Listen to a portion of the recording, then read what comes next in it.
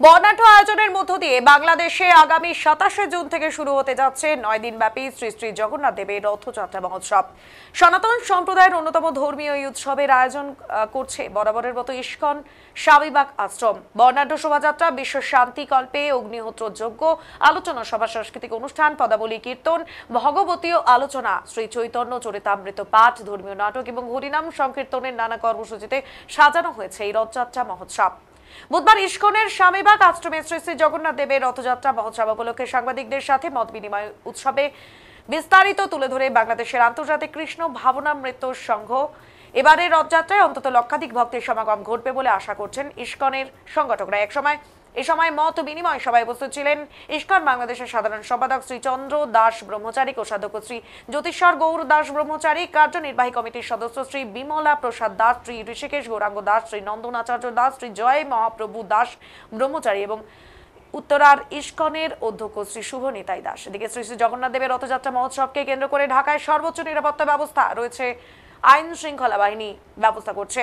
রথযাত্রায় picket party, টহল party, CCTV camera, food petrol, rooftop party, Honda mobile, DB team, সাদা পোশাকে গোয়েন্দা টিম, সোয়াট টিম এবং বোম ডিসপোজাল টিম এবং ট্রাফিক পুলিশ সহ পর্যাপ্ত পুলিশ মোতায়েন থাকবে।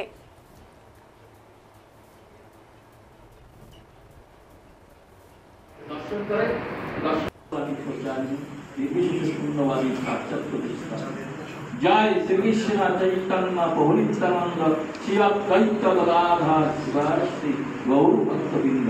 हरे कृष्ण कृष्ण कृष्ण हरे हरे, हरे राम राम राम हरे हरे। श्री चैतन्य महाप्रभु की, जगन्नाथ देव की, बलदेव की, सुभद्रा रानी की, सुदर्शन चक्र महाराज की। हरे कृष्ण।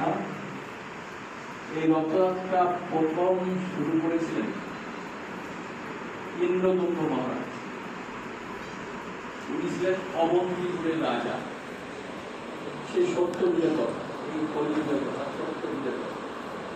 ওনার রাজধানী ছিল অবন্তীপুর, এখন উজ্জয়ন নাম দিয়েছে। উনি জগন্নাথ, যখন জগন্নাথ নাম ছিল তখন ছিল নীলমাধব নাম, নীলমাধব রূপে পূজিত।